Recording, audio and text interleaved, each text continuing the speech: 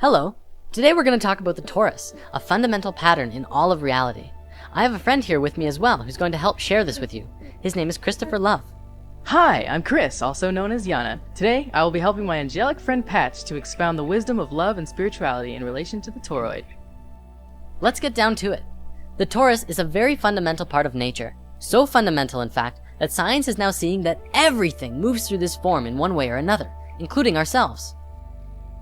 Very simply, the torus is a self-organizing system that all comes together at a space of unity and expands its energy out all around itself until it returns back to that original space in the center, and will continue to do it again. In quantum physics, mathematics, and generally all forms of science, this geometry really begins to bridge the gap between understanding how sacred geometry truly is the geometry of life. This is a geometry that breathes. It has life itself. Our very own hearts are the first and best examples of a toroid. The heart is where it all starts. The energy of our hearts flow outward in a toroidal fashion and are also received in a toroidal fashion. This way, everything we send out in love, we are immediately affected by as a result. In other words, our emanation of love is a gift to yourself as much as it's a gift to the universe around you.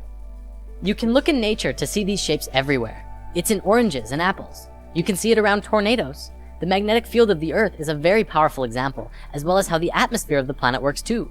Our modern scientists haven't really taken the concept of hollow Earth very seriously, even though this concept does explain a lot of fundamental theories about the Earth to which we don't really understand, despite all of our theories. Well, the idea of hollow Earth works in the exact same way as well.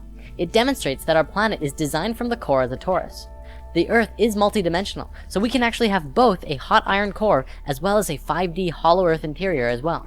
For those who want to learn more immediately, check out Hollow Earth HD on YouTube. Moving on, we all know the fundamental principle of the universe of as above, so below.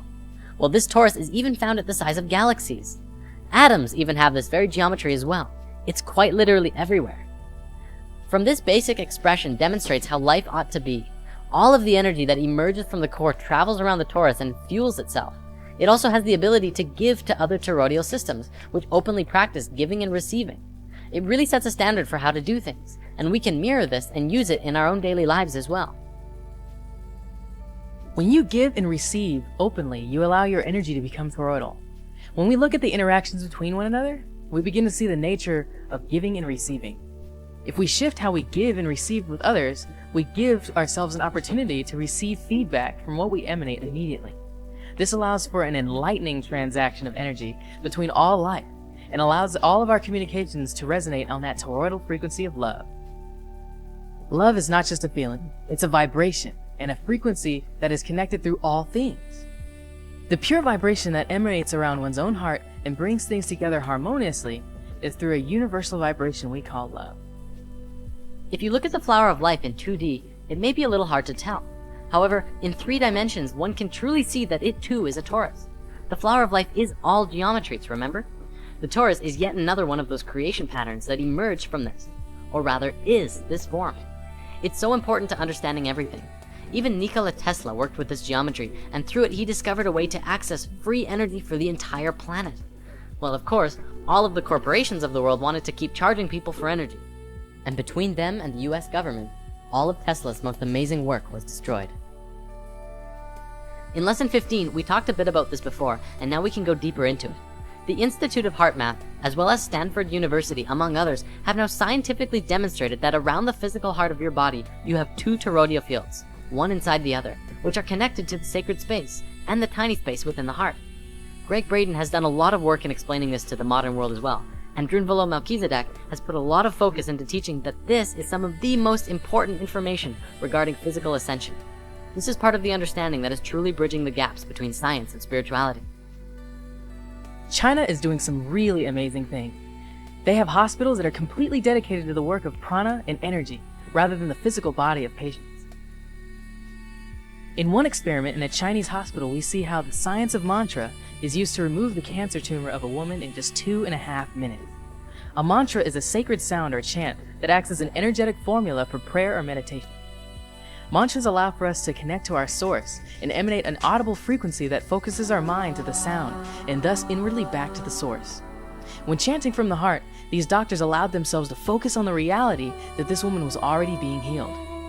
In this, it allowed for the mind to bypass the normal confines of reality, as its intention toroidally flowed in and out of the source of which reality emanates itself. For everyone who has been skeptical of the idea of self-healing through intention, this video is proof that it's not just a plausible idea, but it's very, very real. We need only understand why it works and how it works.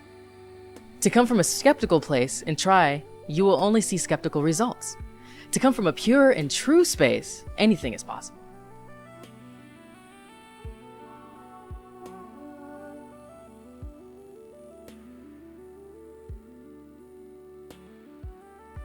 Nassim Haramein has made a documentary recently called Black Hole, which we did discuss in Lesson 18. He has done some really great work on this, and it's propelling our understanding of space into something completely new. He has demonstrated that the space at the center of the torus is literally the point of singularity, infinity, and the space where all consciousness truly resides. The source of the source field, and a space where all things are connected. In our modern physics, we don't really take consciousness and life into the scientific equations.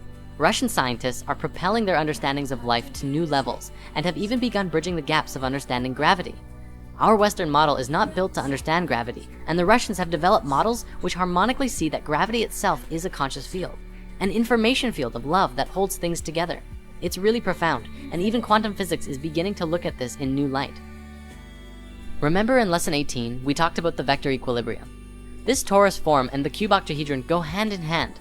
It is the male and female aspects of each other, and the vector equilibrium, when put into use in science, can grant access to an infinite amount of energy through tapping into the space of unity of the source field, the 0 point, the field of consciousness that science now knows connects all things. By understanding the torus and the nature of unity, one can really get in tune with themselves in relationship to the all. Let's also remember that considering our universe itself and everything within it is a reflection of this toroidal pattern, we can free our minds from the perspective that anything is separate, even as a void of a black hole contains the existence of everything supposedly outside of it. This is reflected in the psychic nature of those who in meditation dive into the void of consciousness, and those also who reach a state of Godhead awareness that includes all life in unity and love. The one is all, and the all is one. In the torus, the point of singularity, whatever consciousness is present, is the purest representation of the whole. The whole field is emerging from and returning to its original source, and all of it is conscious, and the singularity at the center is the space where it all came together and emerged out of. This can be demonstrated with the understanding of how the heart emerges in the body.